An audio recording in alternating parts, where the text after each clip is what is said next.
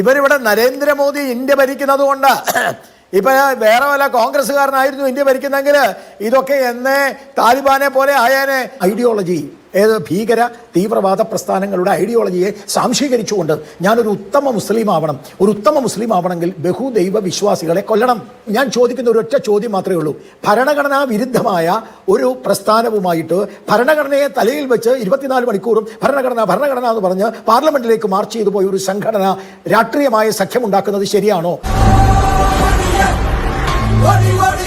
കേരളത്തിലെ ജനങ്ങൾ പൊട്ടന്മാരല്ല എന്നുണ്ടെങ്കിൽ ഈ ഇടതുപക്ഷത്തിനും വലതുപക്ഷത്തിനും ഇനി അവർ വോട്ട് ചെയ്യുമെന്ന് ഞാൻ വിചാരിക്കുന്നില്ല. എന്താണോ കാര്യം? What is the reason?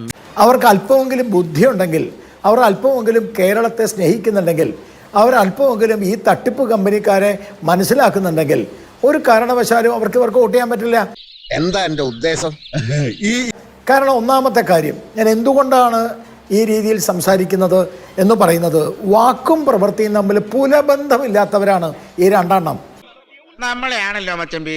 വാക്കും പ്രവൃത്തിയും തമ്മിൽ പുലബന്ധമില്ല. ഇവർ രാവിലെ തൊട്ട് വൈകുന്നേരം വരെ പറയുന്നത് മതേതരത്വം. ഇവർ ഇലക്ഷൻ വന്നു കഴിഞ്ഞാൽ മതവർഗീയവാദികൾ മാത്രമല്ല ഭീകരവാദ പ്രസ്ഥാനങ്ങളുമായിട്ട് ബന്ധമുണ്ട്. ഞാൻ പറഞ്ഞു വരുന്നത് എന്താന്ന് വെച്ചാ പറയണമെന്നില്ല, കാര്യം നമുക്ക് മനസ്സിലായി. ഇപ്പൊ ഇവിടെ കമ്മ്യൂണിസ്റ്റ് മാർക്സിസ്റ്റ് പാർട്ടിയുടെ നേതാവ് പറഞ്ഞു കേട്ടോ, ഞങ്ങൾ ജമാഅത്ത് ഇസ്ലാമിയായിട്ട് മിണ്ടിയിട്ടില്ല.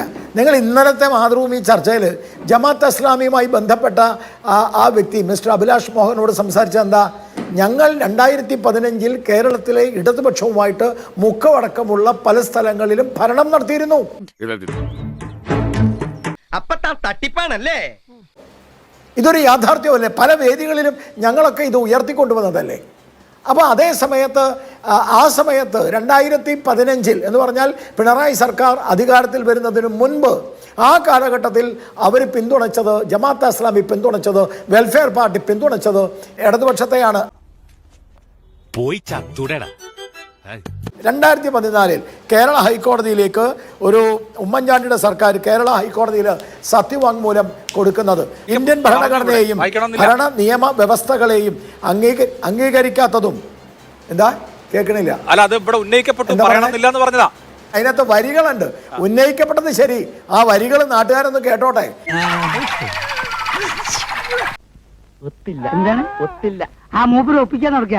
ഇന്ത്യയുടെ ഭരണഘടനയെയും ഭരണഘടനാ നിയമവ്യവസ്ഥകളെയും അംഗീകരിക്കാത്തതും ഇടത് തീവ്രവാദ മത തീവ്രവാദ സംഘടനകളുമായി യോജിച്ച് പ്രവർത്തിക്കുന്ന സംഘടനയാണ് എന്ന് പറഞ്ഞാൽ ഇന്ത്യൻ ഭരണഘടനയെ അംഗീകരിക്കാത്തവരുമായിട്ടാണ് 2014 പ്രഖ്യാപിച്ച് ഹൈക്കോടതി കൊടുത്ത ആ സംഘടനയുമായിട്ടാണ് ഈ കോൺഗ്രസ്സുകാർ ഇന്ന് 2025 ബന്ധമുണ്ടാക്കിയിരിക്കുന്നത്. നന്നായിട്ടുണ്ട്. ഇവർ ഭരണഘടന തലയിൽ വെച്ചിട്ടല്ലേ പാർലമെന്റിലേക്ക് പോയത്? രാഹുൽ ഗാന്ധി എന്തു പറയാനുണ്ട് രാഹുൽ ഗാന്ധിക്ക് ഈ വിഷയത്തിൽ?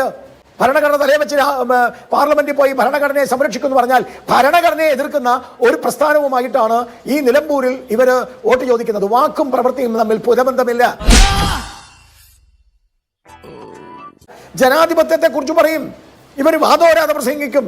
ജനാധിപത്യം തീരെയില്ലാത്ത പ്രസ്ഥാനങ്ങളുമായിട്ട് ഇവർ സഖ്യം ചേരും. ഞാൻ ഈ ജമാഅത്തെ ഇസ്ലാമിയുടെ ഭരണഘടനയിലെ പ്രധാനപ്പെട്ട വരി വായിക്കാം. ജമാഅത്തെ ഇസ്ലാമിയുടെ ഭരണഘടന ഉണ്ടല്ലോ, ആ ഭരണഘടനയൊന്ന് എടുത്ത് വായിക്കണം ഈ കോൺഗ്രസ്സുകാർ. അവരെന്താ പറയുന്നത്? ഇസ്ലാമിക് കാഴ്ചപ്പാടിൽ ഒരു സാമൂഹിക നിർമ്മിതി, ഒരു രാജ്യ നിർമ്മിതി ഇസ്ലാമിക് കാഴ്ചപ്പാടിൽ. ഞാനൊരു സത്യം പറഞ്ഞ് വിശ്വസിക്കൂ, എനിക്കത് ഓർമ്മയില്ല. എന്നിട്ട് പറയുന്നത് എന്താ? മനുഷ്യ നിർമ്മിത വ്യവസ്ഥകൾക്ക് പകരം തികച്ചും ദൈവികമായ മതാധിഷ്ഠയിൽ അധിഷ്ഠിതമായ ഒരു രാജ്യ സൃഷ്ടിയാണ് ജമാഅത്തെ ഇസ്ലാമിയുടേത്.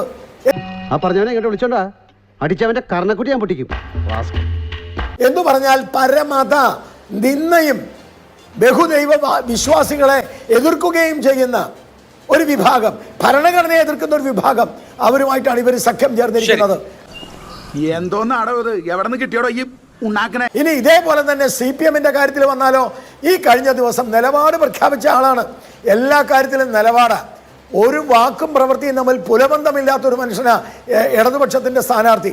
തോന്നി അതങ്ങനെ വരൂ, അതങ്ങനെ സംഭവിക്കൂ, ഈ ലോകത്തിന്റെ ഒരു പോക്കേ. അയാൾ കഴിഞ്ഞ ആഴ്ചയിലാണ് ഇടതുപക്ഷത്തിന്റെ സ്ഥാനാർത്ഥി പ്രഖ്യാപിച്ചത്. മനുഷ്യന്റെ വോട്ട് മതി, മനുഷ്യന്റെ പച്ചമാംസം ആ പച്ചമാംസം ബോംബിട്ട് പൊട്ടിച്ച് ആ മാംസം ഭക്ഷണമായിട്ട് ആ മാംസം വാരി കഴിക്കുന്ന, അല്ലെങ്കിൽ ആ മാംസം ഭക്ഷിക്കാൻ ഇഷ്ടപ്പെടുന്ന മദനി എന്ന് പറയുന്ന മതഭീകരവാദിയുടെ പ്രസ്ഥാനമാണ് PDP. ഇന്നും തള്ളി പറഞ്ഞിട്ടില്ല അവർ ചെയ്ത കാര്യങ്ങൾക്ക്. ഇവിടെ ചോദിക്കാനും പറയുന്ന ആരുമില്ലേ? ഞാൻ ചോദിക്കട്ടെന്ന്, ഇയാൾക്ക് മനുഷ്യന്റെ വോട്ട് മതി എന്ന് പറഞ്ഞാൽ PDPയുടെ വോട്ട് വേണ്ടെന്ന് പറയാനുള്ള ചങ്കുറപ്പ് ഈ ഇടതുപക്ഷ സ്ഥാനാർത്ഥിക്കുണ്ടോ? രാജ്യദ്രോഹി എന്നൊക്കെ അത് ജമാഅത്ത് ഇസ്ലാമിയുടെ 1957 ഭരണഘടനയുടെ അടിസ്ഥാനത്തിലാണ് ആ നിഗമനങ്ങളിലേക്ക് ആ അഫിഡവിറ്റ് എത്തിയിരിക്കുന്നത്. ആ 57 ഭരണഘടന പിന്നീട് ജമാഅത്ത് ഇസ്ലാമി മാറ്റി ആ ഘടകങ്ങളൊക്കെ അവർ തിരുത്തുകയും ചെയ്തു. നിനക്കിതിന് മാസക്കൂലിയ ദിവസക്കൂലിയ മനസ്സിലായില്ല. അപ്പോൾ ഈ ഒരു സംഘടന അതിന്റെ ആശയത്തിൽ തീവ്രതയുണ്ട്, അതല്ലെങ്കിൽ അംഗീകരിക്കാൻ കഴിയാത്ത കാര്യങ്ങളുണ്ട്. പക്ഷേ ക്രിമിനൽ പ്രവർത്തനങ്ങളിലൊന്നും ഏർപ്പെട്ടിട്ടില്ല. ആ സംഘടന ഇപ്പോൾ UDF-നെ ഇപ്പോൾ പിന്തുണയ്ക്കുന്നു എന്നുള്ളതിനെ ഒരു മഹാപരാധമായി കാണേണ്ടതുണ്ടോ? ഇതിപ്പം അന്ന് പോലെ പറഞ്ഞുകൊണ്ടിരിക്കുന്ന ആരോ പറഞ്ഞ് പഠിപ്പിച്ചു വിട്ടാൽ മതി. ഒരു മിനിറ്റ്. കഴിഞ്ഞ ദിവസത്തെ NIAയുടെ റിപ്പോർട്ട് ഒരുപക്ഷെ മാതൃഭൂമി അടക്കമുള്ള പലരും പ്രസിദ്ധീകരിക്കാതെ വിട്ടുപോയ ഒരു സംഭവമുണ്ട്. അതാണ് എലത്തൂരിലെ ട്രെയിൻ കത്തിക്കലുമായി ബന്ധപ്പെട്ടിട്ട് ഷാരുഖ് സൈഫ് എന്ന് പറയുന്ന ആ ചെറുപ്പക്കാരൻ്റെ മൊഴി വന്നിരിക്കുന്നത്. ആ മൊഴി നിങ്ങളാരും പ്രസിദ്ധീകരിച്ചിട്ടില്ല, ആരും വെളിയിൽ കാണിച്ചിട്ടില്ല. ഇങ്ങനെ മിണ്ടാൻ പറ്റാതെ നിൽക്കുന്നതിന് ഞങ്ങളുടെ നാട്ടിൽ എന്താ പറയാന്നറിയോ? അണ്ണാക്കിലെ പിരിവെട്ടി. അതിലെന്താ പറഞ്ഞിരിക്കുന്നറിയോ? ജമാഅത്ത് ഇസ്ലാമി അടക്കമുള്ള ഇന്ത്യയിൽ പ്രവർത്തിക്കുന്ന പ്രധാനപ്പെട്ട ചില സംഘടനകളുടെ ഐഡിയോളജി, ആ ഐഡിയോളജി ഭീകര തീവ്രവാദ പ്രസ്ഥാനങ്ങളുടെ ഐഡിയോളജിയെ സാംശീകരിച്ചുകൊണ്ട് ഞാനൊരു ഉത്തമ മുസ്ലിം ആവണം, ഒരു ഉത്തമ മുസ്ലിം ആവണമെങ്കിൽ ബഹുദൈവ വിശ്വാസികളെ കൊല്ലണം, കയ്യിന്ന് പോയടാ ചാർലി, ബഹുദൈവ വിശ്വാസികളെ ഇല്ലാതാക്കണം എന്ന് പറഞ്ഞുകൊണ്ടാണ് ആ ട്രെയിൻ കത്തിക്കാൻ വേണ്ടി വന്നത്, ട്രെയിൻ കത്തിച്ചത്. അതിൻ്റെ കൃത്യമായിട്ടുള്ള കുറ്റപത്രം സമർപ്പിച്ചു. നിങ്ങളാരും അത് പറഞ്ഞിട്ടില്ല. ഞാൻ ചോദിക്കുന്ന ഒരൊറ്റ ചോദ്യം മാത്രമേ ഉള്ളൂ. ഭരണഘടനാ വിരുദ്ധമായ ഒരു പ്രസ്ഥാനവുമായിട്ട് ഭരണഘടനയെ തലയിൽ വെച്ച് 24 മണിക്കൂറും ഭരണഘടന എന്ന് പറഞ്ഞ് പാർലമെന്റിലേക്ക് മാർച്ച് ചെയ്തു പോയ ഒരു സംഘടന രാഷ്ട്രീയമായ സഖ്യമുണ്ടാക്കുന്നത് ശരിയാണോ? ഞങ്ങൾ സംവാദം നടത്തും, എല്ലാവരുമായിട്ട് സംവാദം നടത്തും, ആരുമായിട്ട് സംവാദം നടത്തും. ഞങ്ങളുടെ ആശയം, ഞങ്ങളുടെ ദേശീയത, ഞങ്ങളുടെ കാഴ്ചപ്പാട്, ഞങ്ങളുടെ രാജ്യസ്നേഹം, ഞങ്ങളുടെ ഭാരതത്തോടുള്ള കാഴ്ചപ്പാട് ഇത് ലോകം മുഴുവനും പറയും, അത് എല്ലാ സംഘടനകളും പറയും. അത് പറയലാണ് ജനാധിപത്യം. അതൊന്നും എനിക്കറിയാൻ മേല. എന്നാൽ അതേ സമയത്തോ ഒരു ഇസ്ലാമിക് കാഴ്ചപ്പാടിൽ ഒരു മതത്തിൻ്റെ ചട്ടക്കൂടിൽ നിന്നുകൊണ്ട് ഒരു സാമൂഹ്യ നിർമ്മിതി, അതിൻ്റെ അടിസ്ഥാനത്തിലുള്ള ഒരു രാജ്യമുണ്ടാക്കുക, മനുഷ്യ നിർമ്മിതമായ വ്യവസ്ഥകളെ എല്ലാം നിരാകരിക്കുക എന്ന് പറഞ്ഞാൽ അർത്ഥം എന്താ? ഭരണഘടന മനുഷ്യനിർമ്മിത, അതിനെ നിരാകരിക്കണം എന്നാ പറഞ്ഞത്. ക്ഷമിക്കണം, ഉപദ്രവിക്കരുത്, ജീവിതമാണ്.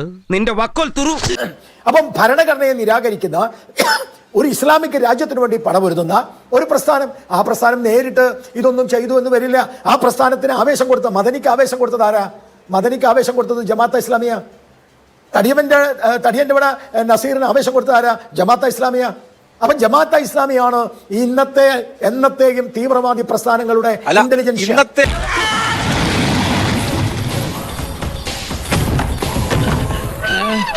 ഇവരിവിടെ നരേന്ദ്രമോദി ഇന്ത്യ ഭരിക്കുന്നത് കൊണ്ട്, ഇപ്പൊ വേറെ വല്ല കോൺഗ്രസ്സുകാരനായിരുന്നു ഇന്ത്യ ഭരിക്കുന്നെങ്കിൽ ഇതൊക്കെ എന്നേ താലിബാനെ പോലെ ആയാനെ. ഈ ഇരിപ്പിൽ അങ്ങോട്ട് സമാധിയായാൽ മതിയായിരുന്നു. അത് കൊള്ളാം.